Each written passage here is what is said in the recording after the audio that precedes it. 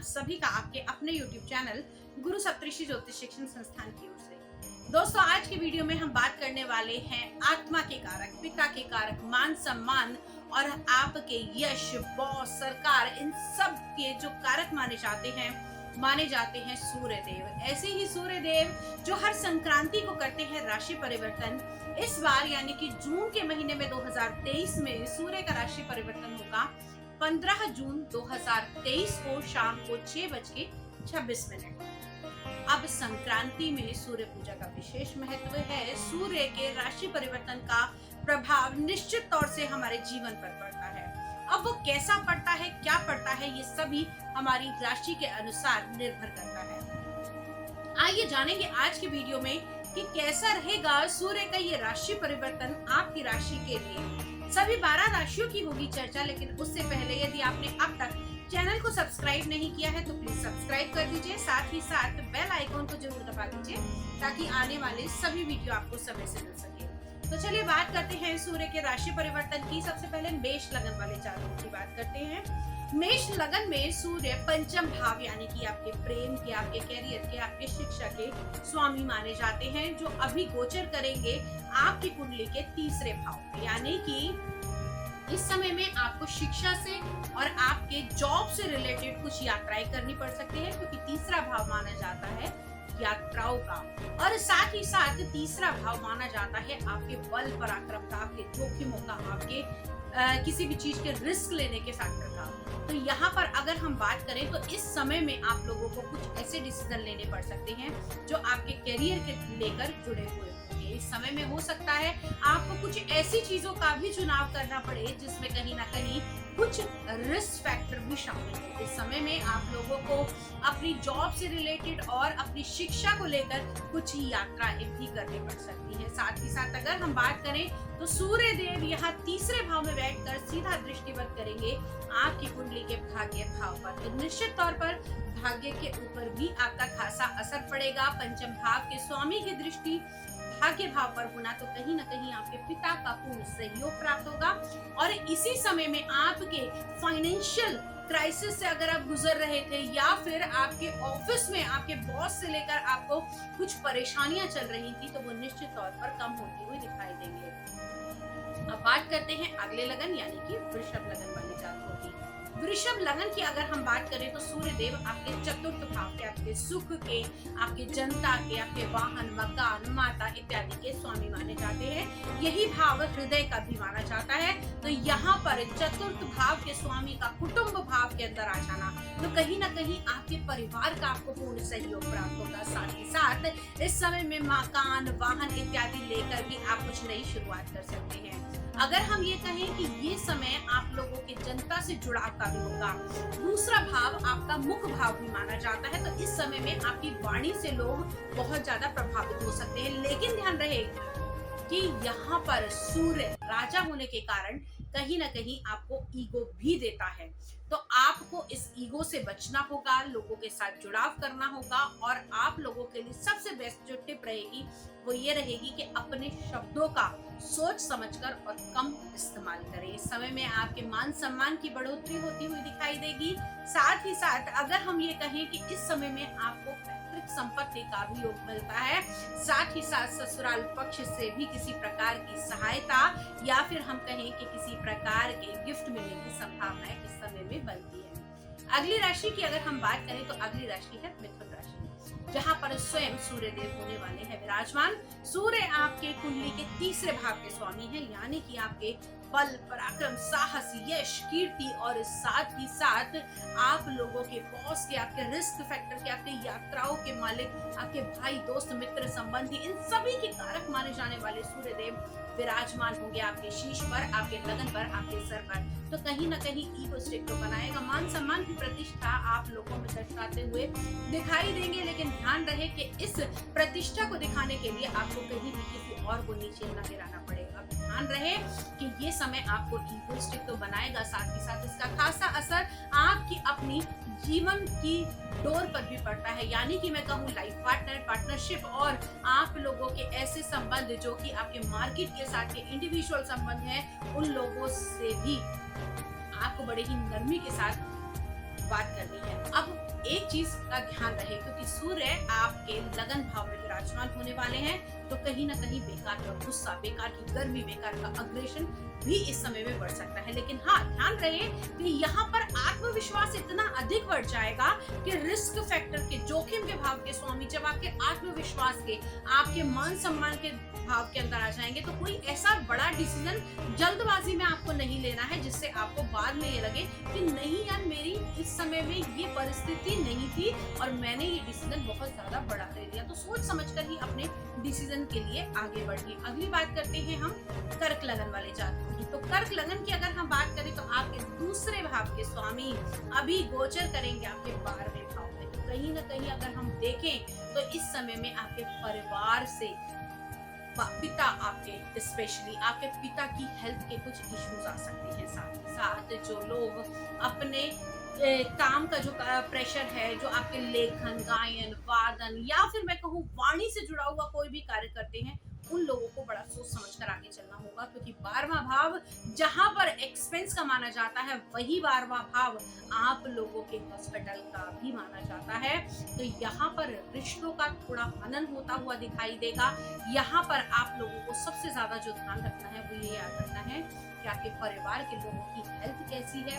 आपकी अपनी धन संचय की राशि जो है उसके ऊपर आपको पूर्ण अपना ध्यान रखना होगा। किसी भी प्रकार का बेकार का इन्वेस्टमेंट, किसी भी बड़े इन्वेस्टमेंट को लेकर आपको इस समय में आगे नहीं बढ़ना चाहिए।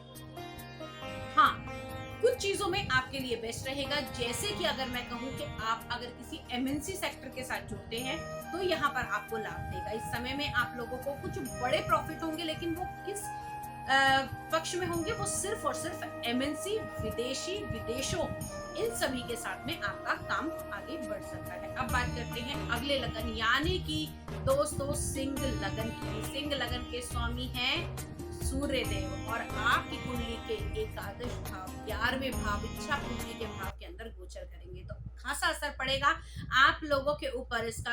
आपके लगन के स्वामी 11वें भाव में, हेल्थ से जुड़ी हुई समस्याएं आपकी खत्म होंगी, पदोन्नति बढ़ती हुई दिखाई देगी। साथ ही साथ इस समय में आपकी कुछ अतिरिक्त लाभ, आय का लाभ भी आपको प्राप्त हो सकता है। लंबे समय से जिस इंक्रीमेंट के लिए आप इंतजार कर रहे थे या जिन छोटी छोटी इच्छाओं को आप पूरा करना चाहते थे, निश्चित तौर पर उसमें आपको बढ़ोतरी मिलेगी। साथ ही साथ जो लोग सरकारी महकमे से जुड़कर काम करते हैं, उनके लिए भी ये बदलाव खासा अच्छा रहने वाला है। अगली बात करते हैं हम लोग कन्या लगन वाले जातकों के बारे में। तो कन्या लगन की अगर मैं बात करूं तो दोस्तों ध्यान रहे, कन्या लगन में सूर्य देव आपकी कुंडली के दशम भाव में, आपके कर्म के भाव में विराजमान होने वाले हैं। 12वें भाव के स्वामी कर्म के भाव के अंदर विराजमान होंगे, तो कहीं ना कहीं एमएनसी सेक्टर, विदेश भाव, वीजा के भाव से, या फिर मैं कहूँ इस समय में आप लोग अगर शिक्षा की दृष्टि से किसी प्रतिस्पर्धा को लेकर आगे बढ़ना चाहते थे, या फिर आपने यूपीएससी का एग्जाम दिया था, किसी भी प्रकार की सिविल सर्विसेज के लिए अप्लाई कर रहे थे, गवर्नमेंट जॉब के लिए अप्लाई कर रहे थे, तो आप लोगों को रिजल्ट अच्छे मिल सकते हैं। इस समय में आप लोग नई जॉब की भी नियुक्ति पा सकते हैं।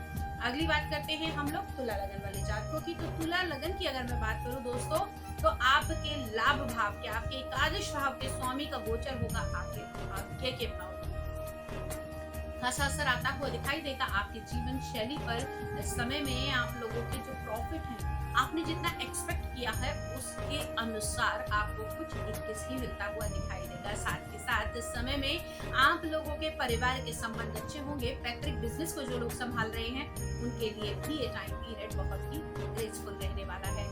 ध्यान रहे इस समय में कोई भी ऐसा बड़ा काम अपने पिता की या फिर किसी पिता तुल्य बड़े की आज्ञा के बिना या उनकी इच्छा के बिना ना करें, नहीं तो खासा नुकसान उठाना पड़ सकता है। अगली बात करते हैं हम लोग वृश्चिक लगन वाले जातकों की। वृश्चिक लगन की अगर मैं बात करूं दोस्तों, तो सूर्य देव आपके दशम भाव के स्वामी हैं और विराजमान होने वाले हैं आप लोगों की कुंडली के अष्टम भाव। इस समय में बड़े इन्वेस्टमेंट बिल्कुल नहीं करने, काम में बदलाव बिल्कुल नहीं करना, जॉब चेंजेस बिल्कुल नहीं करनी, हार्ट की प्रॉब्लम है बहुत ध्यान रखना है, बीपी की प्रॉब्लम है बहुत ध्यान रखना है, फादर की हेल्थ खराब चल रही है तब भी आपको ध्यान रखना पड़ेगा। टैक्स से जुड़ी हुई अगर किसी भी कार्य में आप लोगों की कोई त्रुटि रह गई है तो ध्यान रख लीजिएगा, नहीं तो आप लोगों को भारी नुकसान इस समय में हो सकता है। कहीं ना कहीं आत्मविश्वास थोड़ा सा गिरता हुआ दिखाई देगा। साथ ही साथ अपने बिजनेस को लेकर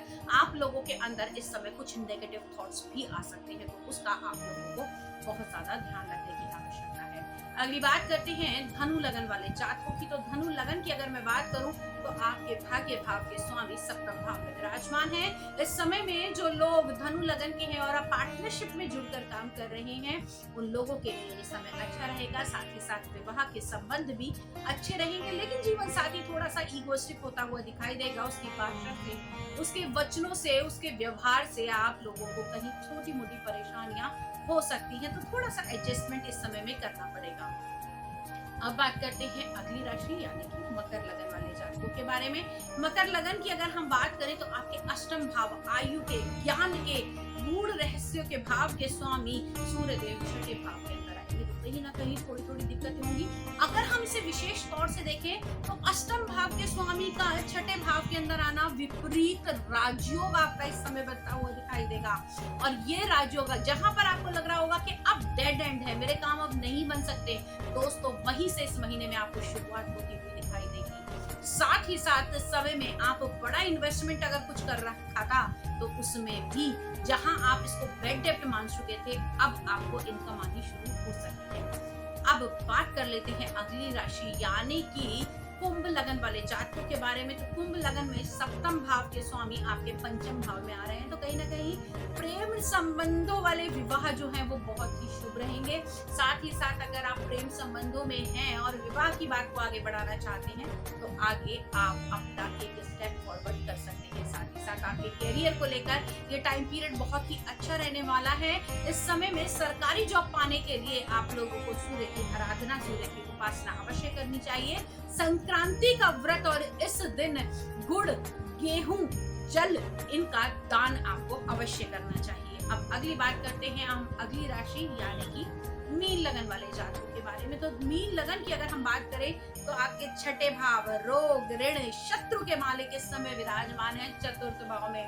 तो भैया जितने भी गुप्त शत्रु थे जनता की तरह आपके सामने आके छोटी छोटी बातें करके बड़बड़ करना शुरू कर देंगे। इस समय में आप लोगों को आपके इन्वेस्टमेंट पर भी खासा ध्यान देना होगा। साथ ही साथ अगर कोई लोन लेने के लिए सोच रहे हैं या किसी को लोन दे रखा है तो अपनी धन राशि पर आपको पैनी नजर रखनी होगी। हो सकता है आपको इस समय में लोन से जुड़ी हुई समस्याएं आ सकती हैं।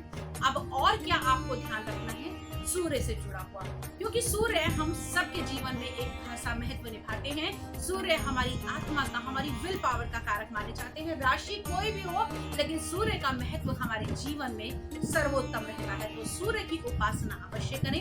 यदि आप ये नहीं कर सकते तो रोज सुबह उठकर कम से कम एक बार सूर्य देव को नमस्कार आपको अवश्य करना चाहिए। आज के वीडियो में इतना ही। अगले वीडियो में आपसे फिर से मुलाकात करती हूँ कुछ नया लेकर, इंटरेस्टिंग लेकर और ऐसा लेकर जो आपकी और मेरी लाइफ को बदल सकता है। तब तक के लिए जय